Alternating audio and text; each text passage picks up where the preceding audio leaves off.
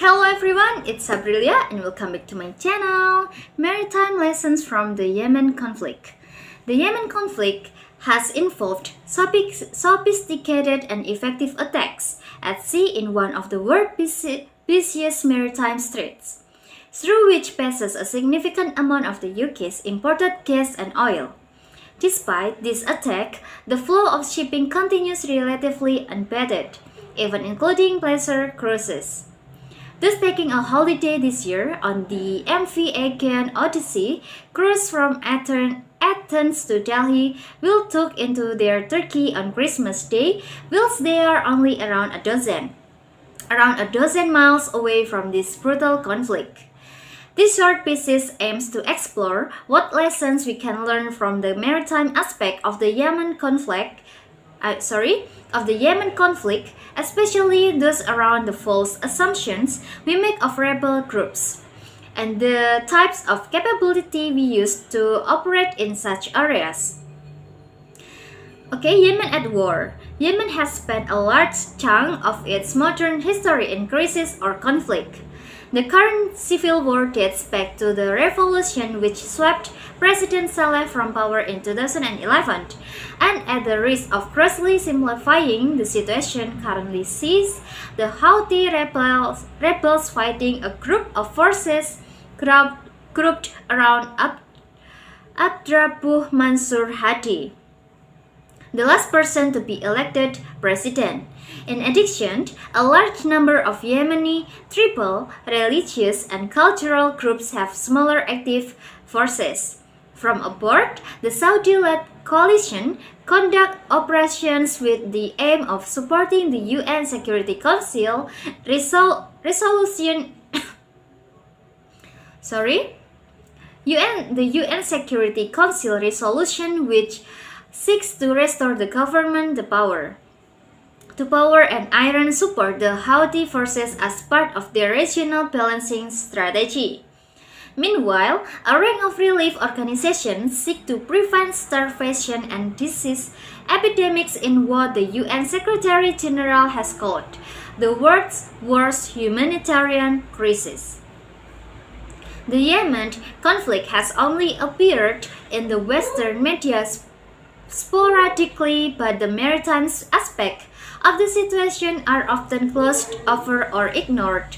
Detailed information is hard to find, but the Combined Maritime Forces Industry Releasable Threat Assessment gives a good summary of recent incidents and the current threat. The overspill from the mainly land-based conflict has seen the employment of sea mines, anti-ship cruise missiles, small boat suicide attacks, and remote-controlled waterborne improvised explosive devices. Why should we care about what is happening in the seas around Yemen? The Bab el-Mandeb Strait of Yemen is of course important to the UK and Europe because of the amount of trade and energy supply that flows through it, hence why HMS Daring was used to protect maritime trade from anti-ship cruise missile attacks in 2019. As well as the enduring need to ensure the free flow of international trade, my suggestion is that we should also be interested because we can learn valuable lessons from this conflict. Whether we are called upon the conduct operation of Yemen or not, there are lessons here both for how we think about operation in this kind of operating area and for how we designed our fleet to be ready for such operations. Unconstrained enemies. The waters of Yemen are congested and cluttered. If we accept the conclusion of global strategic trends out to 245, this is likely to become a normal operating environment for maritime operations short of total war. Yet the nature of this environment and how the Houthis have acted is worthy of further consideration. The attack at sea have included highly sophisticated actions, not normally associated with rebel groups such as the Houthis. In 2019, HSV Swift and USS Mason were attacked with anti-ship missiles, which open source analysis assessed to have included the relatively advanced C-802. Swift was nearly completely gutted by the subsequent fire, but USS Mason at high alert after the attack on the Swift defeated the incoming missiles.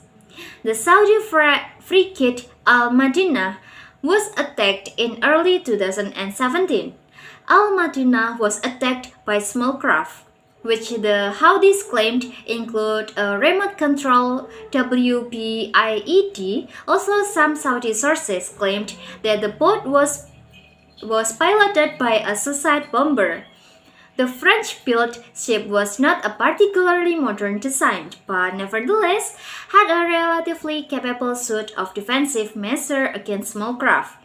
For unknown reasons, they failed to intercept the small craft, and the frigate sustained serious damage and significant casualties, requiring it to return to port for extended repairs. Looking back on the attack carried out in the southern Red Sea and the Bab el-Mandeb Strait, it is striking that few merchant ships has been hit. This is interesting as it implies that the Houthis are making significant effort to ensure that they don't risk further international counteraction that would surely follow. They are thus operating under a significant self-restraint which massively limits their freedom of action at sea. Also, we should understand that even with this restraint, there are still risks of miscalculation or mistakes.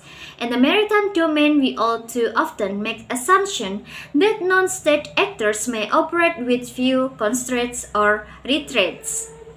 I will suggest that the lessons here are that we should always look for ways to induce our enemies to impose restraints on their action. And when conducting our planning, we should carefully evaluate how to exploit their restraints. What do we need to operate here?